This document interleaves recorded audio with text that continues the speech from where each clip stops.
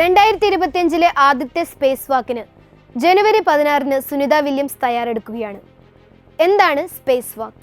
Space walk extra vehicular activity എന്നർത്ഥമാക്കുന്നത് ഒരു astronaut ബഹിരാകാശ നിലയത്തിന് പുറത്തേക്ക് പോയി ബഹിരാകാശത്തിന്റെ ശൂന്യതയിൽ ജോലി ചെയ്യുന്നതാണ്. സാധാരണ എന്തെങ്കിലും ഉപകരണം തകരാറിലായാൽ അറ്റകുറ്റപ്പണി നടത്താൻ, ഉപഗ്രഹങ്ങളുടെ പരിശോധന, പരീക്ഷണങ്ങൾ അല്ലെങ്കിൽ പുതിയ ഉപകരണങ്ങൾ ഇൻസ്റ്റാൾ ചെയ്യാൻ ഇതിനൊക്കെ വേണ്ടിയിട്ടാണ് സ്പേസ് വാക്ക് നടത്തുന്നത്. ബഹിരാകാശത്തിൽ ഗുരുത്വാകർഷണ ബലം ഇല്ലാത്തതിനാൽ സ്പേസ് വാക്കിനുള്ള സ്പേസ് സ്യൂട്ട് വളരെ വലുതും സുരക്ഷിതവുമായിരിക്കണം. 1965 എഡ് വൈറ്റ് ആണ് ആദ്യ അമേരിക്കൻ സ്പേസ് വാക്ക് നടത്തിയത്. അലക്സി ലെനോവ് 1965 തന്നെ ആദ്യ സോവിയറ്റ് യൂണിയൻ സ്പേസ് വാക്ക് പൂർത്തിയാക്കി. സുനിത വില്യംസ് 7 സ്പേസ് വാക്കുകളാണ് പൂർത്തിയാക്കിയത്. സുനിത വില്യംസ് ഒരു പ്രശസ്ത അമേരിക്കൻ ഇന്ത്യൻ ആസ്ട്രോണറ്റ് ആണ്. അവർ നാസയുടെ പ്രധാന സ്പേസ് മിഷനുകളിൽ പങ്കെടുത്തിട്ടുണ്ട്. സുനിത വില്യംസ് 2006 ആദ്യമായിട്ട് അന്താരാഷ്ട്ര ബഹിരാകാശ നിലയത്തിലേക്ക് പോയത്. എക്സ്പെഡിഷൻ 14 മിഷന്റെ ഭാഗമായിരുന്നു അത്. 2012 എക്സ്പെഡിഷൻ 32 മിഷനിലും സുനിത ഭാഗമായിരുന്നു. അന്ന് 50 മണിക്കൂർ 40 മിനിറ്റ് നീണ്ടുനിന്ന സ്പേസ് വാക്ക് റെക്കോർഡാണ് അവർക്കുള്ളത്. ഇപ്പോൾ നാസയുടെ ആർട്ടിമിസ് പ്രോഗ്രാമിലും പ്രത്യേകിച്ച് മൂൺ മിഷന്റെ പദ്ധതിയുമായി ബന്ധപ്പെട്ടാണ് സുനിതയുടെ ബഹിരാകാശ സഞ്ചാരം.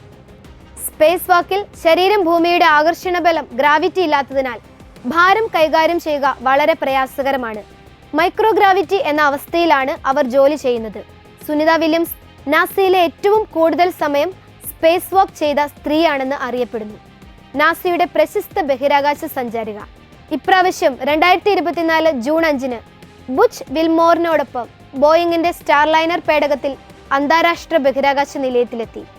ആദ്യം അത് 8 ദിവസത്തെ ദൗത്യമായിരുന്നെങ്കിലും സ്റ്റാർലൈനറിന്റെ സാങ്കേതിക പ്രശ്നങ്ങൾ കാരണം മടങ്ങിവരവ് പലവട്ടം വൈകി. ഹീലിയം ചോർച്ചയും ത്രസ്റ്ററുകളുടെ തകരാറുകളും ഈ വൈകലുകൾക്ക് കാരണമായി.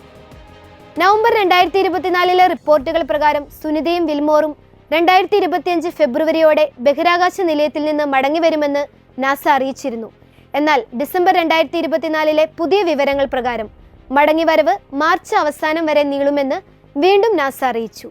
ഇതിനിടയിൽ സുനിത വില്യംസ് 2025 ജനുവരി 16 നിക് ഹേഗുമായി ചേർന്ന് 6.5 മണിക്കൂർ ദൈർഘ്യമുള്ള ബഹിരാകാശ നടത്തം സ്പേസ് വാക്ക് നടത്തുവാൻ പദ്ധതിയിടുന്നു.